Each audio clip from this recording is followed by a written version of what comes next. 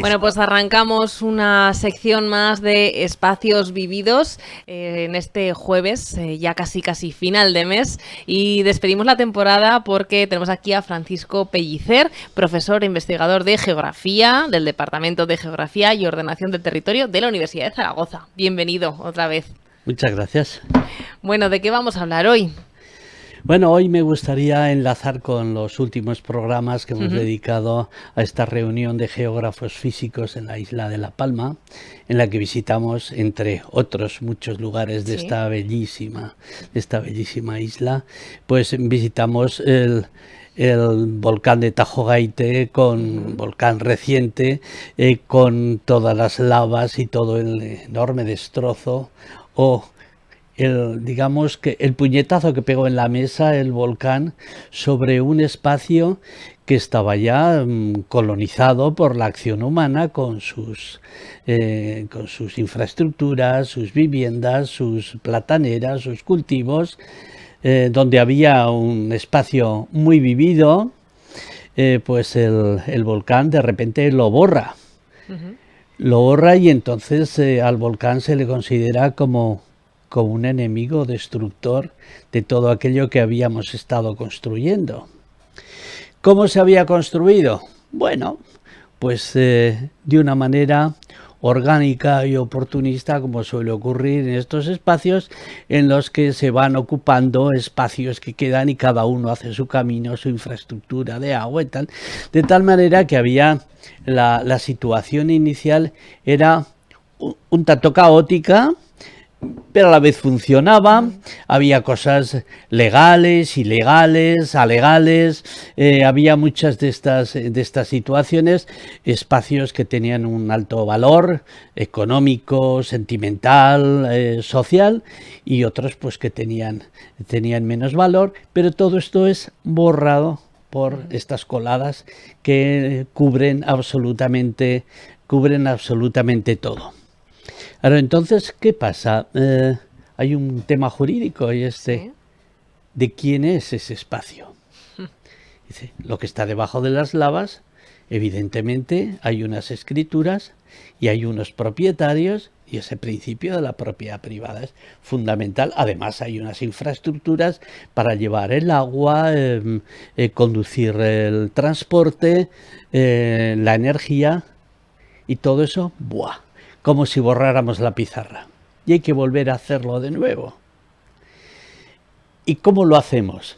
Pues en la reunión de geógrafos estuvimos analizando cómo estaba la situación preoperacional y viendo algunas de las actuaciones que se habían hecho de urgencia para unir las dos partes de la isla, etcétera.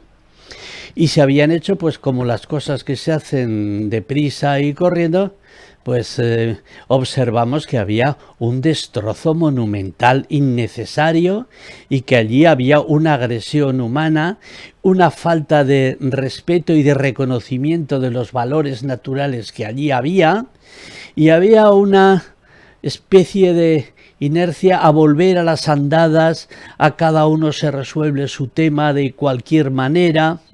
Claro, eso no puede ser.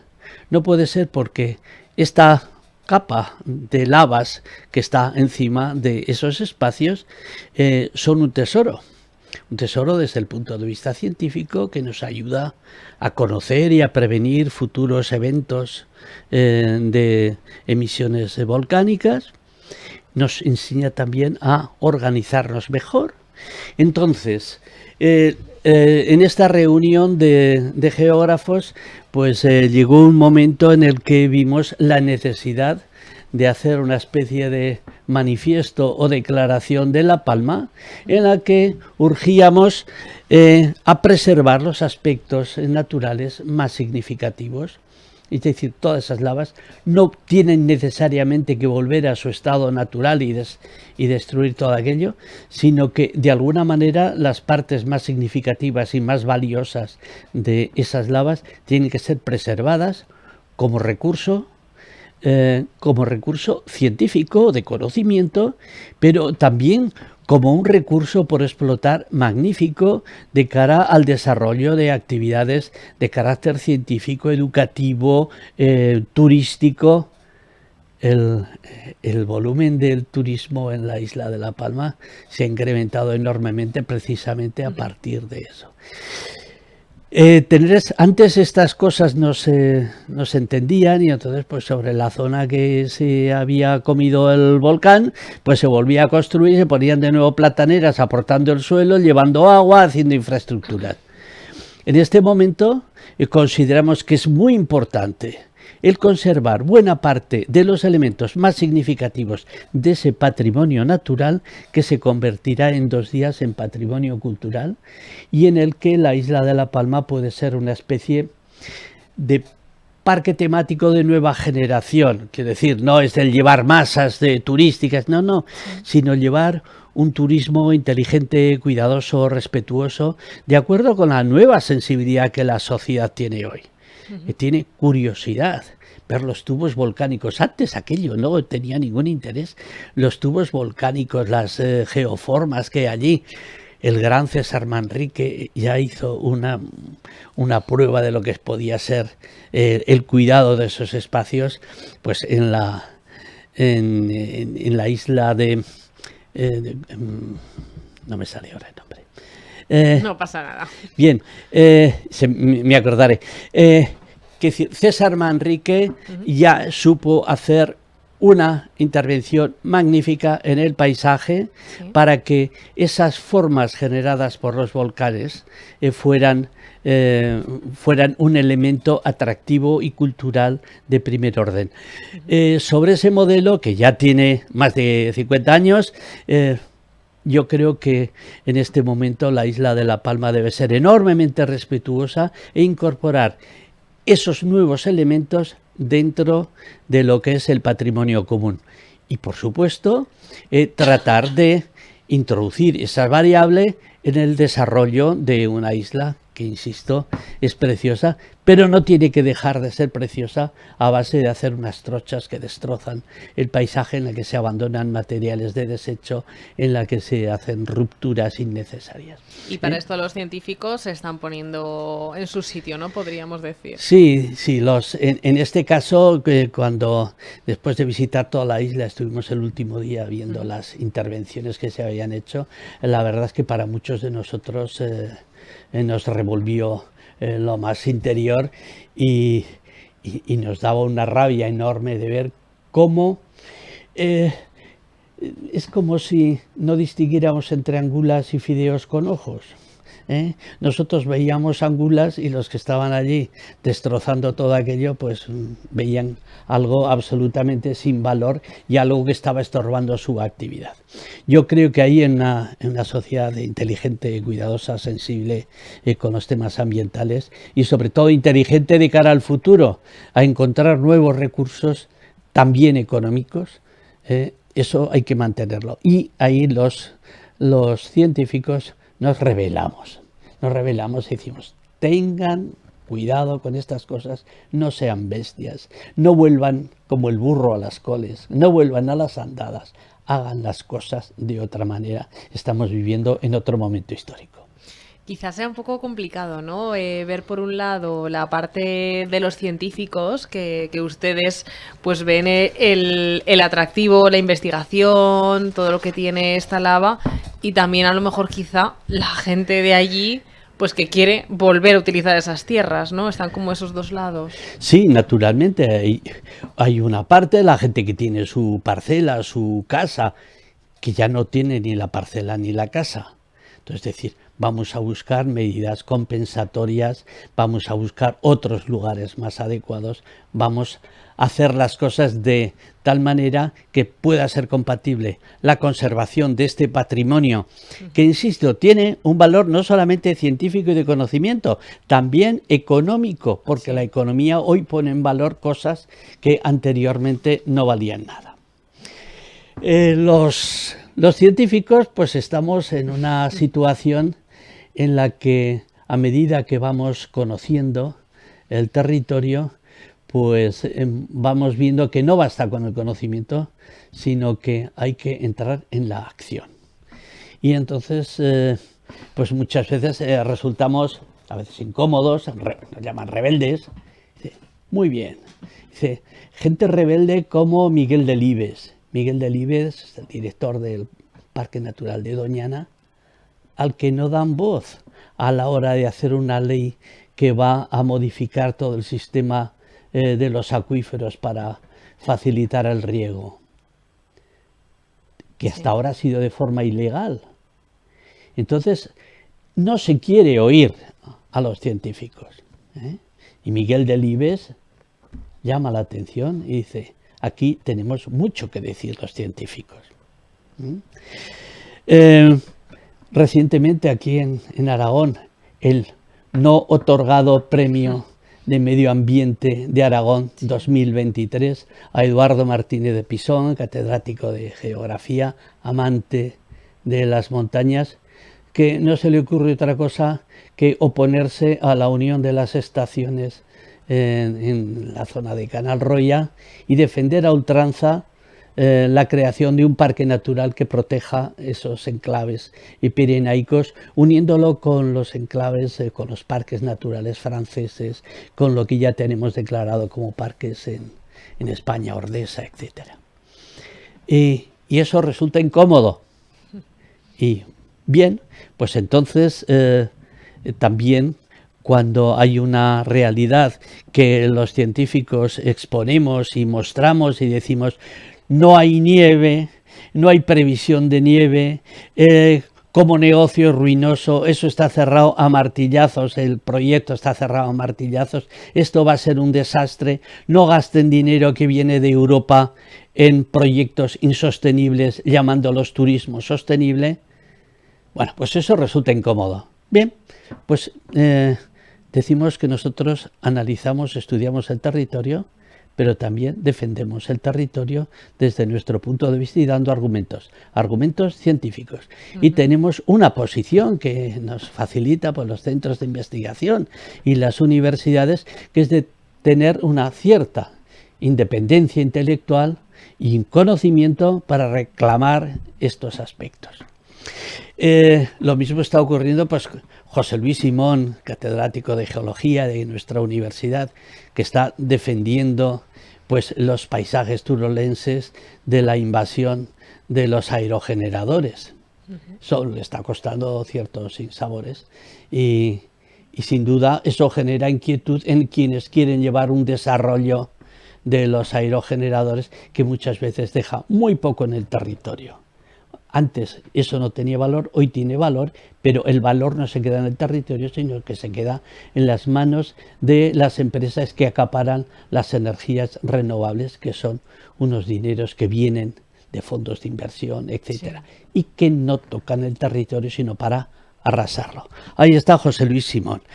Tenemos a Fernando Manero en la Universidad en Valladolid, y a ese mérito, pero que también reclama con contundencia pues determinados destrozos que se están cometiendo en la comunidad de Castilla y León. Antonio Campesino en Extremadura, defendiendo el patrimonio de las ciudades. Es magnífica la labor que está haciendo este hombre. Javier Martín Vide, geógrafo, climatólogo, experto en cambio climático, desde Barcelona, desde la Universidad Central de Barcelona. También resulta incómodo muchas veces y hay gente que lo denosta porque desde el mundo científico alza una voz denunciando todas las cuestiones de las agresiones que hacemos al medio ambiente y que tienen como repercusión el deterioro del planeta en lo que llamamos no solamente cambio climático, sino cambio global. El clima es una parte de las muchas cosas que están cambiando y eso es denunciado también por Javier Martín Vide. Jorge Olcina desde la Universidad de Alicante, llamando la atención sobre los sistemas fluviales, los riesgos, las inundaciones, el manejo del agua. Extraordinario. Todos estos son personas que, como Carmen Romero en la Universidad de La Laguna o Emma Pérez Chacón en Gran Canaria, O nuestro amigo geólogo José Mangas, al que llamamos cariñosamente Pepe Magmas,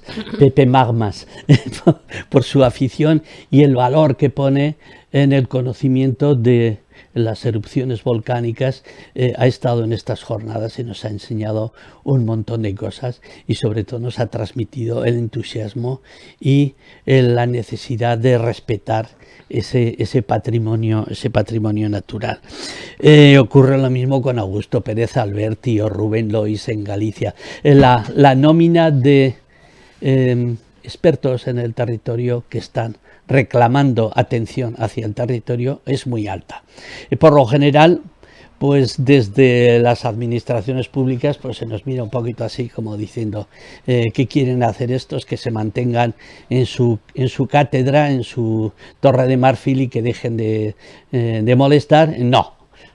No vamos a estar en la torre de marfil, vamos a saltar a la calle, nos metemos en el barro y vamos a reclamar que todos estos elementos naturales y culturales se incorporen en la ordenación del territorio. Por eso somos un poquito rebeldes, yo creo que somos buena gente. Pues nos quedamos con estos nombres de rebeldes y se nos echa un poco el tiempo encima, pero no queremos acabar la sección sin hablar de la Expo de Zaragoza, que cumple 15 años. Usted fue director técnico de la candidatura, también después director de contenidos sobre agua y desarrollo sostenible. Un poco, ¿qué balance hace después de estos 15 años? Pues el balance global para mí es enormemente positivo, porque vivimos en una Zaragoza que ni soñábamos en aquel momento. Es decir, la mejora en infraestructuras, en equipamientos, en riberas, en parques, en la movilidad de la ciudad, es francamente grande. Se hicieron grandes cosas que ahora no las recordamos. Cuando vemos el puente del tercer milenio no nos acordamos de que llevaba pues unas cuantas décadas en proyectos sin poder realizarse. La Expo 2008 fue la oportunidad para desarrollar muchas de estas acciones.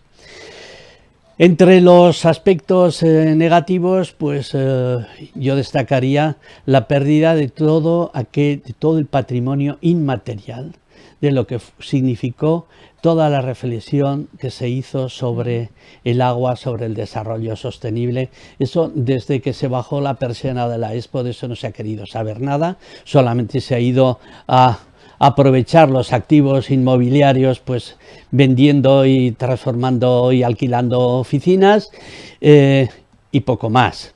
Afortunadamente, recientemente, pues se ha abierto el pabellón puente. Eso significa un puntazo extraordinario. Eso significa que un elemento patrimonial físico, el pabellón puente de Zaha Hadid, se incorpora a la ciudad como un elemento vivo, con una exposición atractiva, interesante, con un tema, el tema de la movilidad, que es fundamental en nuestra sociedad. Hasta ahí muy bien, pero pues tenemos todavía pues la Torre del Agua, que está vacía y sobre todo vacía de ideas, y no porque no haya habido propuestas de interés. No ha habido en los últimos dos periodos políticos, no ha habido ningún interés por mantener todo aquello, ni por parte del Gobierno de Aragón ni por parte del Ayuntamiento. Y el abandono se muestra de una manera brutal en el Parque del Agua, por ejemplo, donde todo lo que es el corazón del parque, que es el ciclo del agua dentro del propio parque, que casi nadie conoce, se ha perdido en la memoria. O los jardines botánicos, eso está absolutamente perdido. Eso es una pena. Porque primero hubo unos que eran los anti-Expo, que llegaron al poder en el ayuntamiento, y después personas que no han tenido absolutamente ningún interés por esa parte de la ciudad. Incomprensiblemente, porque es un espacio en el que cualquier inversión se traduce en una rentabilidad social y de imagen muy, muy importante. Todo el frente fluvial está hecho una pena, eso es competencia directa del ayuntamiento, que en los últimos 8 años no ha hecho nada. Y eso hay que decirlo y reclamarlo y decirle, señora alcaldesa, tiene usted la oportunidad de revitalizar el tema de las riberas del Ebro, todo su entorno, el Parque del Agua, con escasas inversiones obtendrá grandes resultados. Manténganlo. Ya no digo hagan grandes cosas, mantengan lo que hay. Si le parece, Paco, vamos a tener que cerrar, ya lo siento. Brevemente, ¿para qué sirvió nuestra Expo de Zaragoza con la candidatura de Málaga, que ya sabemos Sí. que no ha resultado, pero un poco qué sirvió para ellos? Sí, Málaga ha sido una pena que Málaga 2027 pues no haya salido, que no se hayan ganado los serbios y que se celebre en Belgrado por los pelos, ¿eh? El mundo de las expos es muy complicado y hay muchísimos países y el proceso de selección pues a veces te deja sorpresas como esta, porque Málaga tenía todas las condiciones. En Málaga ha trabajado como director gerente de la candidatura Jerónimo Blasco, que venía ya muy curtido de la Expo de Zaragoza. Él fue uno de los grandes artífices de Expo Zaragoza y se las sabía todas. Incluso pues ha aportado ideas que son fundamentales. Una de ellas, que ya la teníamos prevista en Zaragoza, que era que la Expo no fuera un evento de 3 meses, sino que fuera algo que durase por lo menos 20 o 30 años y que sea activo se pudiera.